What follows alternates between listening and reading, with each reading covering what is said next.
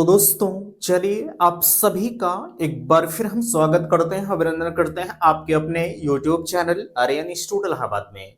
दोस्तों जैसा कि बोर्ड पर आप देख पा रहे हैं, आप सभी के बीच में अगर देखा जाए तो यूपी डीएलएड एडमिशन 2024 के संदर्भ में लगातार आपके एक एक कंफ्यूजन्स बन रहे हैं और हम वीडियो के माध्यम से आपके प्रत्येक डाउट्स को क्लियर करने का प्रयास कर रहे हैं। मैं एक निवेदन आप सभी से करना चाहूंगा कि प्लीज आप सभी का फीडबैक मुझे चाहिए। और सबसे बड़ी चीज ये है मेरे भाई, आप वीडियो को शेयर नहीं करते हैं, ठीक है। थोड़ा सा आपका शेयर ही मुझे उस मोटिवेशन तक पहुंचाता है कि जो है भाई आप मुझे लाइक कर रहे हैं और आप शेयर करेंगे तो लगातार थोड़ा सा अपने आप को भी उत्सुकता जागृत होगी कि नहीं आप जो है मुझे सुनना चाहते हैं, ठीक है। तो प्लीज आप इस प्रक्रिया को जरूर करिए, आप अपने उन दोस्तों को शेयर जरूर करिए जो खासकर डीएलएड में एडमिशन लेने जा रहे हैं, क्योंकि मार्केट में कुछ ऐसे लोग आए हुए हैं जो आपको दिन पर दिन गर्त की तरफ ले जा रहे हैं। वो सारी प्रक्रिया आपको पहले नहीं बताते हैं, ठीक है। जो सच्चाई है पहले अगर आपको सारी चीजें वो बता दें तो मेरे हिसाब से आप बेहतर तरीके से जो है भाई आप जब पूरी चीज जान जाएंगे, जैसे हम आपके बीच में अगर कम फीस में एडमिशन लेते हैं या 50,000 में, हम बात हमेशा करते हैं कि अगर आपको 50,000 में एडमिशन लेना है, ठीक है, तो बिल्कुल हम पहले ही सारी सच्चाई आपके बीच में बता देते हैं, भैया उसके बाद आपकी इच्छा है एडमिशन लीजिए, अन्यथा की स्थिति में मत लीजिए, ठीक है। तो हम आपके बीच में कोई चीज छोड़ते नहीं है, ये मेरी क्वालिटी है, ठीक है। तो यहां देख सकते हैं एक सबसे बड़ा डाउट आपका है कि 2030 के बाद डीएलएड समाप्त जो है, डीएलएड करना बेकार। भाई ये दोनों को हम आपस में कंपेरिजन करते हैं, ठीक है, कि 2030 के बाद जाहिर सी बात है आपका 2024 चल रहा है। ये आपका सेशन या सत्र पूरा कंप्लीट होते होते, ये डीएलएड पूरा कंप्लीट होते होते आपका 2027 लग जाएगा, ठीक है। तो जाहिर सी बात है आपको सिर्फ 3 साल का समय मिलेगा। 3 साल में पता नहीं भर्ती आए कि ना आए, तो डीएलएड का अस्तित्व तो आपका समाप्त हो जाएगा। ये आप लगातार मेरे पास मैसेज कर रहे हैं। ये जब भी डीएलएड का एडमिशन आता है, ठीक है, जब भी डीएलएड के एडमिशन चलते हैं तो इस तरह की चीजें आप सभी के बीच में पता नहीं कहां से आ जाती है कि 2030 के बाद जो है डीएलएड समाप्ति होगा। नहीं, ठीक है, इसमें 1% भी सच्चाई नहीं है मेरे भाई। हाँ, इस बात को मैं मान सकता हूं, मैं हमेशा आपको बताता भी आता हूं, इस बात का मैं प्रूफ भी कर सकता हूं कि जैसे 2017 के बाद, ठीक है, 2017 के बाद जो है इसका नाम बदल करके, पहले तो इसका नाम बीटीसी था, ठीक है, पहले तो इसका नाम बीटीसी था। जब 2017 वाला सेशन चला तो 2016 तक जो है 2016 तक बीटीसी था। 2017 का सेशन जैसे ही चला उसके बाद इसका नाम डीएलएड हो गया, ठीक है, क्या हो गया, डीएलएड हो गया। तो मैं मान सकता हूं कि 2030 के बाद इसका नाम बदल करके हो सकता है कुछ और कर दिया जाए, लेकिन जहां तक अस्तित्व का सवाल है, डिग्री का सवाल है कि हमारी डिग्री समाप्त हो जाएगी, मेरे भाई कभी किसी कोर्स का वैल्यू समाप्त नहीं होता। इस चीज को आप आज नोट कर लीजिएगा, ठीक है। आप भले ही ये न्यू एजुकेशन पॉलिसी 2020 लागू हुई है, हालांकि इसमें तमाम कोर्स जो है थोड़ा सा अब जो है अपने बंद के कगार पर हैं, है ना, लेकिन क्या उनकी वैल्यू समाप्त हो जाएगी? नहीं, उनकी वैल्यू समाप्त नहीं होगी, ठीक है। तो इस चीज को आप बखूबी ध्यान दीजिएगा कि प्लीज अगर कोई इस तरह की चीजें आपके बीच में ला रहा है तो वो सिर्फ और सिर्फ आपको डिमोटिवेट कर रहा है, ठीक है, ऐसा कुछ नहीं है, ठीक है। अब कुछ लोग कहेंगे कि डीएलएड करना बेकार, हाँ ये अलग का मामला है कि आप डीएलएड के बजाय बीएड कर रहे हैं।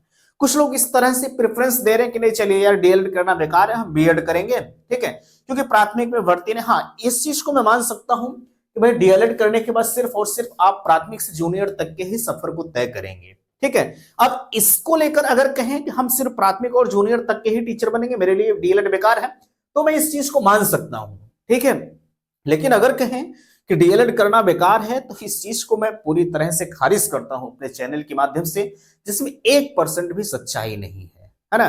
तो इसलिए आप इन चीजों को नजरअंदाज करिए। भैया अगर आपको जो है 1 to 5 तक के शिक्षक को बनना है, ठीक है, अगर आपको जो है 1 to 5 में हम कह सकते हैं 1 to 8 तक के शिक्षक को बनना है, तो जो आपकी डीएलएड की डिग्री है वो सबसे बेस्ट है, ठीक है, आप डीएलएड जरूर करिए। भाई बिना हथियार के लड़ाई नहीं हो सकती, ठीक है। जब तक आपके पास योग्यता नहीं रहेगी, क्वालिफिकेशन आपका नहीं होगा, तब तक आप भर्ती के लिए सेलेक्ट जो है पार्टिसिपेट कर ही नहीं पाएंगे। ठीक है, तो ये पूरी तरह से ये दोनों लाइनें बहरहाल चैनल से मैं खारिज करता हूं, ये गलत है ना। आप इस चीज के बहकावे में मत आइए, अगर कोई आपको कह रहा है तो वो सरेआम गलत कह रहा है। अब यहाँ एक सच्चाई और मैं आपके बीच में बताऊं, तमाम जो है स्टूडेंट ऐसे हैं जिनकी भाई आर्थिक स्थिति थोड़ी सी कमजोर है, वो स्कॉलरशिप बेस पर एडमिशन ले रहे हैं। ठीक है, स्कॉलरशिप बेस पर एडमिशन लीजिए, मुझे आपत्ति नहीं है, लेकिन जहां भी आप एडमिशन ले रहे हैं उनसे पहले इस बात की गारंटी लीजिए कि क्या आप 100% की गारंटी ले रहे हैं कि मेरी स्कॉलरशिप आएगी। अगर वो गारंटी ले रहे हैं तो करिए भैया, अन्यथा की स्थिति में स्कॉलरशिप की डेट वैसे अपने समाप्ति के कगार पर है, आज तो आपका एडमिशन वो ले लेंगे, लेकिन आप खुदा न खास्ता स्कॉलरशिप का फॉर्म नहीं भर पा रहे हैं या किसी कारणवश आपकी स्कॉलरशिप नहीं है, तो आप कहां से देंगे। अगर आपकी स्थिति उस कदर नहीं है कि चलिए ठीक है हमारी स्कॉलरशिप आएगी तो ठीक है, नहीं आई तो हम किसी तरह से पैसा मैनेज करके दे देंगे, खुदा न खास्ता आप नहीं दे पाए तो आप क्या करेंगे। ये केसेस हमारे पास हमेशा आते रहते हैं, भैया हमने स्कॉलरशिप पर एडमिशन लिया था, हमारी स्कॉलरशिप नहीं, अब कॉलेज वाले हमें प्रताड़ित कर रहे हैं। ठीक है, तो इस बात को आप मानकर चलिएगा, है ना, कि आपकी अगर स्कॉलरशिप नहीं आती है तो ऐसे केसेस में आप लड़ने के लिए अगर तैयार हैं कॉलेज से, तब तो आप स्कॉलरशिप पर एडमिशन लीजिएगा। ठीक है, अन्यथा की स्थिति में भैया आप पैसा देकर एडमिशन लीजिए, इसमें फायदा आपका है। ठीक है, बाकी ये तो 100% तय है, अगर उनके यहाँ पर एडमिशन ले ली, स्कॉलरशिप आए या ना आए, पैसा तो वो आपसे निकाल ले ही लेंगे। ठीक है, और एक चीज, आप ओरिजिनल डॉक्यूमेंट्स के बारे में हमसे पूछ रहे थे कि भैया ओरिजिनल डॉक्यूमेंट्स तो हमारा जमा होता है। ठीक, हाँ देखिएगा, पहली चीज, आप मेरे यहाँ एडमिशन लेते हैं तो मैं आपका ओरिजिनल डॉक्यूमेंट्स जमा नहीं करवाता हूं। ठीक है, आप आइए, जिस दिन वेरिफिकेशन होगा आप आइए, खुद लेकर चले आइए, या तो आप डाक से भेज दीजिए मुझे, आप आइए वेरिफिकेशन कराइए, अपने साथ लेके अपना डॉक्यूमेंट्स चले जाइए। ठीक है, या तो आप मुझे डाक से भेज दीजिए, आप जब भी आएंगे कॉलेज, ठीक है, तो वो डॉक्यूमेंट्स मैं आपको तुरंत आपके हाथों में दे दूंगा, भैया आपका ये डॉक्यूमेंट्स, आप अपना डॉक्यूमेंट्स सब लेके जाइए। ठीक है, तो ये प्रक्रिया हम आपके लिए करते हैं। बाकी तमाम कॉलेज वाले अपनी सुरक्षा के लिए, जैसे बीच में आप डीएलएड छोड़ दे रहे हैं, जैसे स्कॉलरशिप पर जब एडमिशन आप लेंगे तो वो 101% की आपका जो ओरिजिनल डॉक्यूमेंट्स वो जमा कराएंगे, क्योंकि उनको सुरक्षा चाहिए कि खुदा न खास्ता आपकी स्कॉलरशिप नहीं आती है तो आपका जब ओरिजिनल डॉक्यूमेंट्स रहेगा, हम ओरिजिनल डॉक्यूमेंट्स नहीं देंगे तो जाहिर सी बात है आप मुझे फीस देंगे, और जब तक फीस नहीं देंगे तब तक हम आपका डॉक्यूमेंट्स नहीं देंगे। ये प्रक्रिया अपनाई जाती है मेरे भाई, है ना। तो इस तरह से आप बखूबी अगर स्कॉलरशिप पर एडमिशन लेने जा रहे हैं मेरे दोस्त, तो बिल्कुल आप बेहतर तरीके से समझ लीजिएगा। ठीक है, बाकी हम बुरे तो हो ही जाते हैं, तमाम कॉलेज वाले के मेरे पास फोन भी आ जाते हैं कि भैया आप सारी चीजें बच्चों के बीच में बयां मत करिए, लेकिन अगर ये बीड़ा हमने उठाया है तो मैं हर सच्चाई से आपको रूबरू रखूंगा, है ना। हाँ, एक चीज मैं आपको सबसे पहले मुझे बताना चाहिए था, यहां देख सकते हैं आपके बीच में कम फीस में एडमिशन, इस कॉलेज में एडमिशन के लिए आपको सिर्फ 50,000 रुपए देना होगा। ठीक है, यहां पर एक कंडीशंस लागू होती है, जो इस कंडीशंस को मैं आपको बता नहीं सकता। ठीक है, अगर आपको जानना है तो बिल्कुल आप मुझसे कॉल करिएगा, नंबर मैं आपके बीच में प्रोवाइड कर रहा हूं 94 52 33 10 53, ये कॉन्टेक्ट नंबर है। ठीक है, आप इस पर मुझे कॉल कर सकते हैं। दूसरी चीज ये है, ठीक है, जैसे आपको सबसे पहले सीट कंफर्मेशन के लिए 5,000 का पेमेंट करना होगा। हाँ, एक चीज ध्यान दीजिएगा भैया, इस कॉलेज में सीटें काफी तीव्र गति से फिलअप हो रही हैं, है ना। मैं आपने मुझे आज के 2 महीना पहले जब से आवेदन हो रहा था तभी से अपना डाटा मुझे भेज रखा है, उसकी कोई गारंटी तो हम नहीं लेंगे। ठीक है, कि आपने डाटा भेज दिया तो हम आपका सीट कंफर्म कर देंगे। हाँ, आपका अगर ये पेमेंट मुझे 5,000 मिल जाता है तो आपका सीट लगभग मैं कंफर्म मानकर चलता हूं कि हाँ आप एडमिशन मेरे कॉलेज में लेंगे। हाँ, बचता देखिएगा, जैसे 50,000 की बात मैं कर रहा हूं आपसे, 50,000 में आपका एडमिशन है। ठीक है, आपने मुझे 5,000 करके, यानी टोटल आपने 10,000 का पेमेंट हमको कर दिया। ठीक है, तो ये 50,000 में से आपका 10,000 माइनस हो जाता है। ठीक है, माइनस आपका 10,000 हो जाता है, आपका टोटल बचता है 40,000। तो ये 40,000 जो बचता, आप चारों सेमेस्टर में धीरे धीरे करके भैया देते रहिए, मुझे कोई दिक्कत नहीं होगी। मीन्स मेरा सिर्फ और सिर्फ 1 साल के अंदर आपको 25,000 रुपए जमा करना है। ठीक है भाई, 2 साल में 50,000, ठीक है, तो आप 1 साल में 25,000 जमा कर दीजिए। 2 सेमेस्टर में यार 25,000 कौन से, 10,000 आपने पहले ही जमा कर दिया है। ठीक है, तो 15,000 और आपको जमा करना, 7,500 आप दोनों सेमेस्टर में जमा करिए, कोई दिक्कत नहीं है ना।